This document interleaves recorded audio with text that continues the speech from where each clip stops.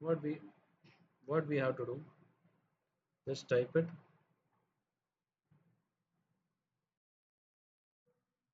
What we used to do using the wallet, we usually we usually keep the one which we want to keep it very privately or separately. You can able to configure it, right? Same thing here, we have this wallet feature also, which is extremely low cost. Which one? This S3 Glacier is extremely low cost, which works well for long time archiving. As I told you, it will be having 1 to 5 years of data, 1 to 5 years of data which we can able to store it. Now there we provides three options for accessing to the archives. One is expedited, standard, and bulk, which retrieval times ranging from a few minutes to several hours it will go. Okay, so it provides the retrieval time, expedited, standard, and bulk. There are three options are there in this S3 Glacier. Okay, first you write what is this S3 Glacier is a data archiving service. It is designed for 11 It will support both encryption and data transit at rest, and then it will having wallet feature, and the options are expedited, standard, and bulk. Write these things in your notebook and put a thumbs up symbol. Then I'll move to the next slide.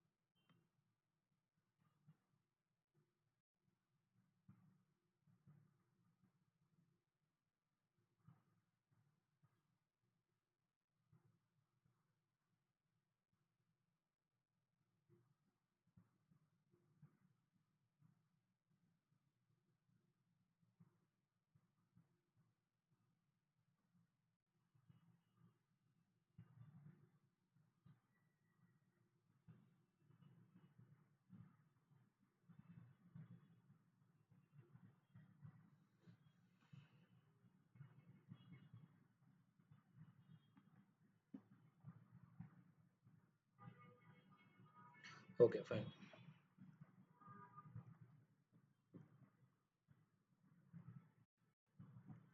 So you can able to see S3 Glacier, which is a storage service for low cost backup. It will have retrieval options. That is how far you can able to retrieve the data. It will take around 3 to 5 hours if you go for standard. If you go for bulk, it will take 5 to 12 hours. And expedited will have 1 to 5 minutes. 1 to 5 minutes it will take. So bulk means 5 to 12 hours, standard means 3 to 5 hours, and bulk means 5 to 12 hours.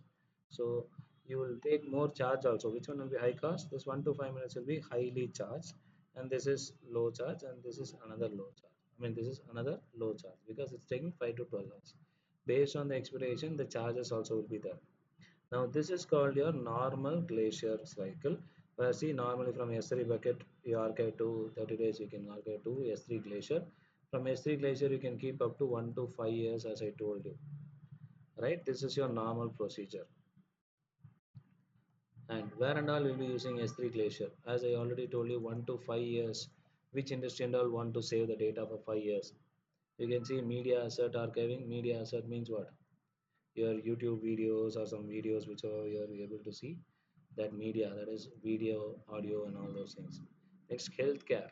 Healthcare industries, right?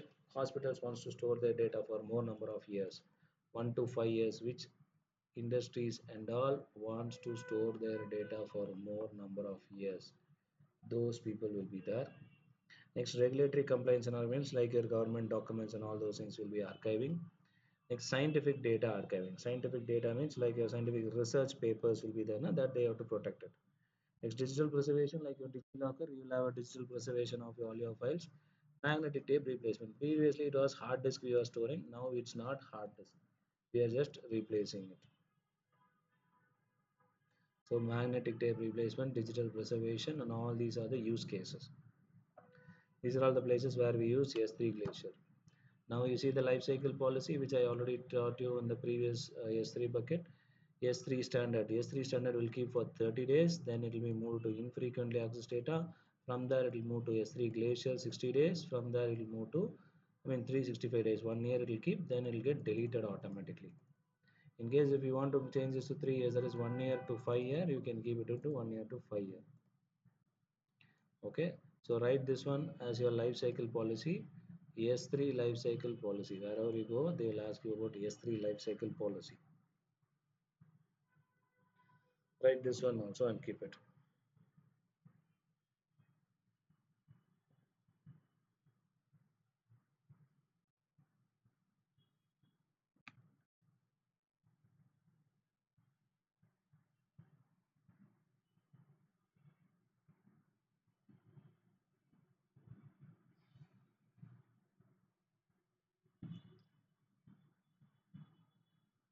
Once you're done, just put a thumbs up symbol.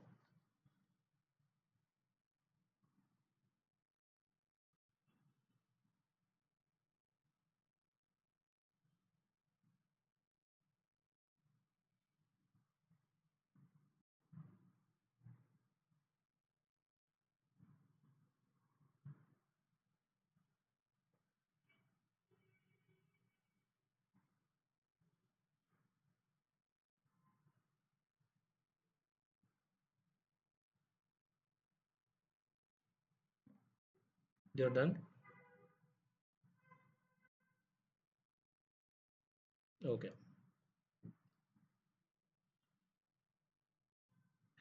Now S3 storage comparison. So S3 storage comparison, you see the data volume we already mentioned. S3 is no limit. Same thing, S3 Glacier is also no limit. Average latency, it is milliseconds. Here it is minutes or hours it will take for transferring or retrieval. The size, it will be 5 terabyte maximum. It will go up to 40 terabyte per one file itself can go up to 40 terabyte. Next, cost per month, it is highly costing, it is lower costing. Cost per GB per month, higher costing, here it is lower costing. Build request, here it is put, copy, post, list and get method. Here it is upload and retrieval. Here it will be just put, copy, post and list and get methods we can use. And here it is upload and retrieval. Retrieval pricing, here it is per request it is going, here it is going for per request and per GB. Per request, per GB it will go. So billing records is based on put, copy, post, list methods and upload and retrieval here. It is lower cost, it's higher cost, 5 GB, terabyte, and all those things. So this is a comparison between your S3 and S3 Glacier. It's per request cost, it is per GB cost. Okay, and here we always go for the number of requests, what type of requests they're asking, put, copy, post, list. Here it is only uploading and receiving because it's zip file.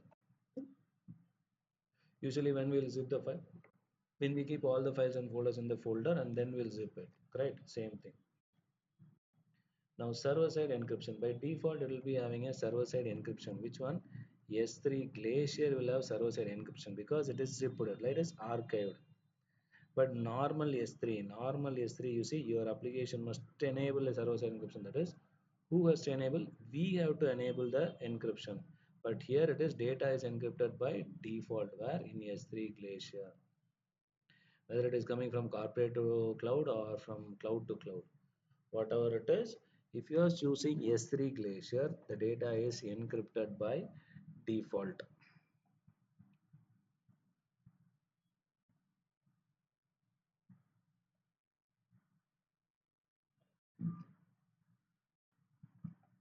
Next, security with Amazon S3 Glacier. So we can able to give controlled access using IAM permissions. Next, S3 Glacier, you can see Amazon Glacier encrypts your data with AES 256, that is Advanced Encryption Standard 256. Then Amazon S3 Glacier manages your keys, that is your username and password or access key and access ID. We used to keep it in KMS, na? That will be kept it. The KMS will get stored your S3 Glacier keys also. Okay, so that's what your security with Amazon S3 Glacier. It is controlled access we can give through IAM. It is already default protected with encryption. You can keep their security keys also in the safer place. That is through KMS. Coming to the end of this section. Yes, Tanish, can you read it? Amazon S3 Glacier is a data archiving service that is designed for security, durability, and an extreme low cost. Amazon S3 Glacier price is based on region. Its extremely low cost design works well for long term archiving. The service is designed to provide 11 9s of durability for objects. Yes, 11 nines of durability for objects. So every object is 11 nines of durability means you can able to access at any time. Now coming to other one, you're able to see another service called Snowball. Another service called storage service called Snowball. What is a Snowball is?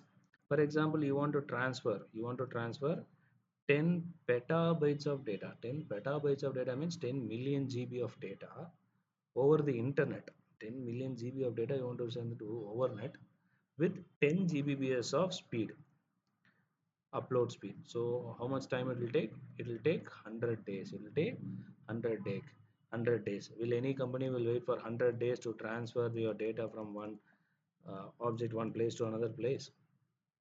No, correct. So same thing for that we came, that is with Amazon came with a solution called AWS Snowball, which is can able to carry petabyte scale data transport. Petabyte scale data transport. Now here you can see it can able to transport multiple terabytes of data into or out of your S3. So we can able to say device multiple devices can be used to have petabytes of data. Now how to use this device? This is a device. You see this is a device. This device can carry petabytes of data. What we have to do to get this, like ordering in Amazon.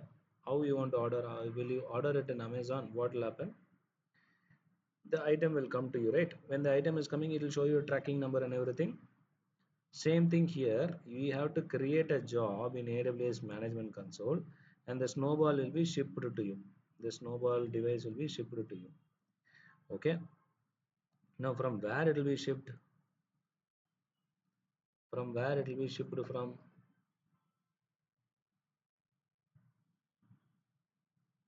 From where it will be shipped from? Will it ship from India?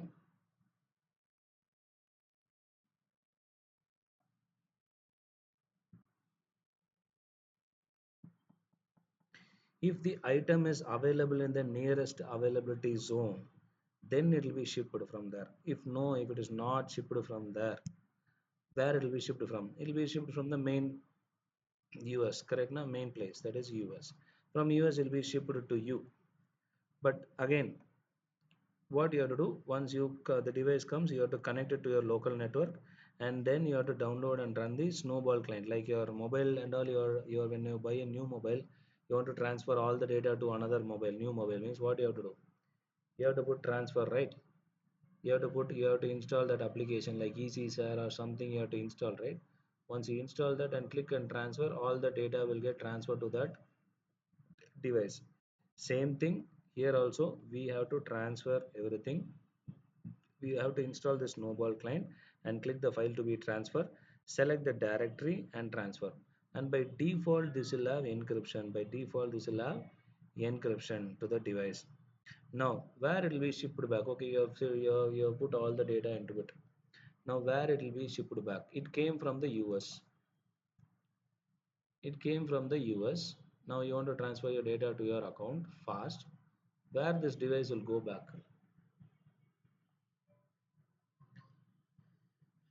Where the device will go back?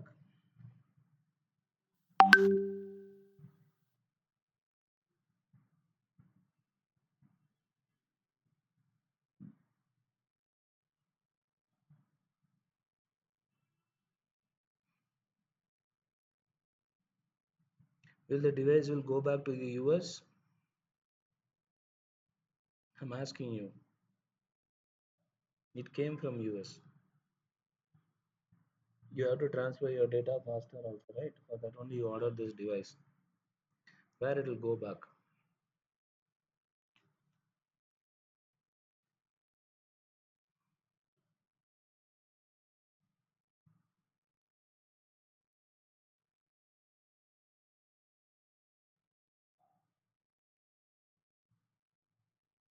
If it is going back to US, it will take more time, right? Then what is the use of getting this device itself? So where it will go back? It'll go back to the nearest availability zone. It'll go back to the nearest availability zones, correct?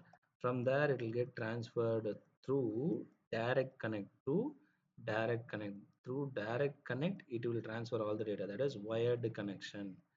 Through that wire, the data will be transferred to the AS3 bucket. That is your accounts bucket directly to your account. So that's called this data transfer. That is called your AWS Snowball. This Snowball can able to handle how much data? Petabytes of data you want to scale it. You want to send it to the other location. You'll be able to do that. Okay, next one, Snowmobile. What? Snowmobile. Snowmobile is nothing but extra byte scale data. That means it can able to transfer, you see, 100 petabytes of data per Snowmobile. 100 petabytes of data you can able to transfer it. That is possible with Snowmobile. Snowmobile is nothing but a truck. I think you might have seen this truck kind of truck in the Hollywood movies, no? So it is a 45 feet long truck, 13.7 meter shipping container, which is pulled by a semi-trailer truck, and it offers multiple layers of security. It offers multiple layers of security as well. As you might know, you might have seen in the movies and all, it's a dedicated security person will be there, a GPS tracking will be there, alarm monitoring will be there. There is GPS tracking will be there, alarm monitoring, anything happen it will monitor, alarm will be done. Then 24/7 CC video surveillance will be there, and optionally an escort security also vehicle will while in inside while in transit. So additionally one more security guard will be there tracking, and by data encrypted with 256 data encrypted with 256 bit encryption key. So data encrypted with 256 encryption key, like the previous one, the data is encrypted by default. So this is also one of the device. Okay, this is mainly for 100 petabytes of data. 100 petabytes of data we can able to transfer.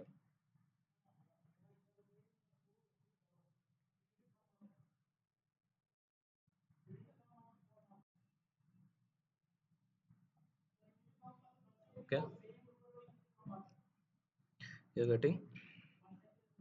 Okay, so coming to the end of this section, so we talk about the different types of storages: S3, EBS, EFS, S3 Glacier, Snowball, and Snowmobile. So all these storage things we have learned in this module. And coming to the knowledge check, a company wants to store data that is not frequently accessed. What is the best and cost-effective solution that will be considered? What is the answer for this?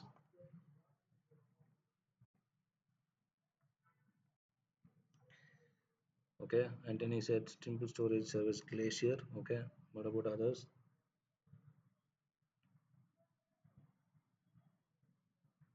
Okay, B. What about others?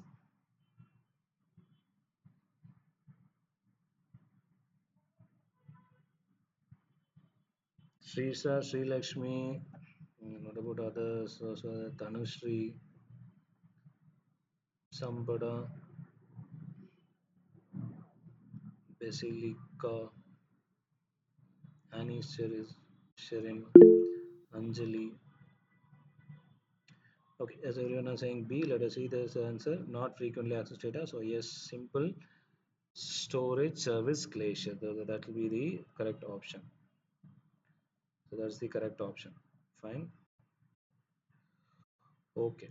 Fine. So we are done with this seven modules, all the seven modules. So tomorrow is again one more important module, that is database. After database, we have only two modules. Okay. So storage lab we have already done. You guys remember that the first lab which we have done is a storage lab, right? So if you have not done, please complete that storage lab educate, storage lab in the educate, and finish it. Okay. Then we'll do the one more lab is that is database lab. The database lab will be done once the database is completed. Okay. So by my next week we'll be completing this portion. Okay. So just attend the classes without fail. I think I this today I have stored only half. I certainly remember that it had to be recorded. Okay. Anyway, whatever I've stored all this time, I will just update it in the folder, and this file also I will send. Okay guys, so we'll see you tomorrow at the same time. Okay, thank you, have a nice day. Yes.